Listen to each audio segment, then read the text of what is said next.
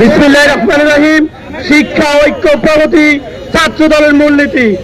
নোয়াখালী জেলা নবগঠিত যেই কমিটি হয়েছে, আমি এই কমিটির বাংলাদেশ জাতীয়তাবাদী ছাত্র দলের সভাপতি রকিবুল ইসলাম রকিব ভাই এবং আমাদের নোয়াখালীর কৃতি সন্তান নাসির উদ্দিন নাসির ভাইকে ধন্যবাদ জানাই। এত সুন্দর একটি ত্যাগী যারা মাঠে ঘাটে মামলা হামলা শ্রম নিয়েছিল তাদেরকে দিয়ে কমিটি দেওয়াতে আমি সরাসরি যারা ছাত্র দলের পক্ষে সবাই ধন্যবাদ জানাই। প্রিয় উপস্থিতি, আমি শুধু বলতে চাই আমাদের নোয়াখালী যারা ছাত্র দলের সেই কর্মীরা ঠাই পাবে যারা বিগত দিনে মামলা খেয়েছে, হামলার শিকার হয়েছে। কোন সুবিধাবাদীকে আমরা জায়গা দিব না, ত্যাগীদেরকে মূল্যায়ন করে নোয়াখালী যারা ছাত্র দল এগিয়ে যাবে এই বলে আমি সংযুক্ত বক্তব্য শেষ করছি। খোদা হাফেজ। বাংলাদেশ জিন্দাবাদ।